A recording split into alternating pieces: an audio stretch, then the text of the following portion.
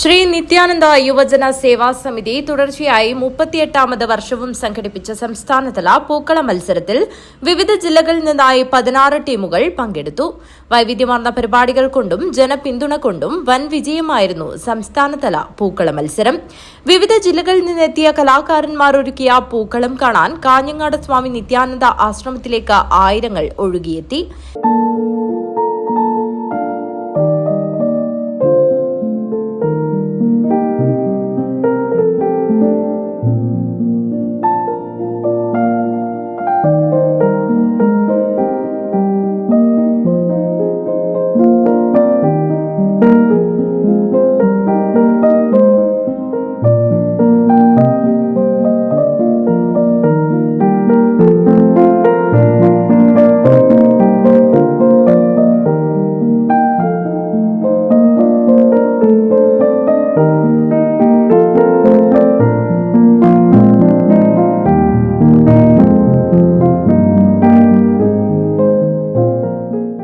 സംസ്ഥാനതല പൂക്കള മത്സരത്തോടനുബന്ധിച്ച് മംഗലാപുരം ടീമിന്റെ പുലിക്കളിയും വിവിധ കലാപരിപാടികളും അരങ്ങേറി.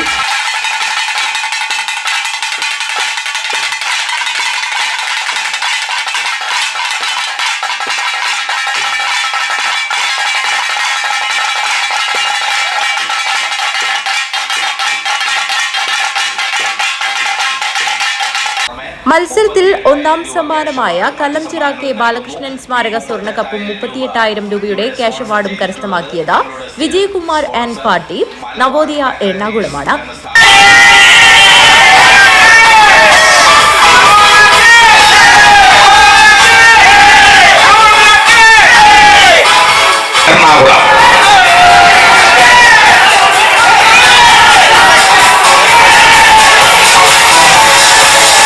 Ranjith K V and party Sreelakshmi Kannapuram 2ാം സ്ഥാനം നേടി.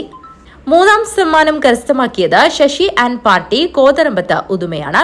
4ാം സമ്മാനത്തിന് അർഹമായത് Shijesh and party Viras college പയ്യന്നൂരാണ്. കൂടാതെ 5 മുതൽ 10 വരെ സ്ഥാനങ്ങൾ കരസ്ഥമാക്കിയ ടീമുകൾക്ക് പ്രത്യേക ക്യാഷ് അവാർഡ് നൽകി. സമാപന സമ്മേളനത്തിൽ Kerala land revenue commissioner H Dineshan IAS സാന്നിധ്യത്തിൽ കാഞ്ഞങ്ങാട് MLA ഗോവിന്ദൻ പള്ളിക്കാപ്പിൽ വിജയികൾക്ക് സമ്മാനങ്ങൾ വിതരണം ചെയ്തു. പരിപാടികൾ നടക്കും എന്നാണ് പല സ്ഥലത്തുള്ള നോട്ടീസും ഇതൊക്കെ കാണുമ്പോൾ അറിയുന്നത്. ഒരു കൊയ്ത്തുത്സവമാണ് ഓണം. ഏതാണ്ട് വിഷുവോടുകൂടി ആഘോഷ പരിപാടികൾ സമാപിക്കും. വിഷുവിനെ തുടർന്ന് അല്ലെങ്കിൽ വിഷുകാലത്ത് വിത്തിട്ട് ആ വിത്ത് കൊയ്യുന്ന വിത്ത് പാകപ്പെട്ട് വളർന്നു വന്ന് അത് കൊയ്തെടുക്കുന്ന ഒരു സമയമാണ് ഈ ഓണക്കാലം. അപ്പോൾ കൊയ്ത്തുകാലം എന്ന് പറയുന്നത് ഒരു പ്രദേശത്തെ ജനങ്ങളുടെ ആകെ സന്തോഷത്തിൻ്റെയും ആ നിലയിലുള്ള ഒരു കാലമാണ്.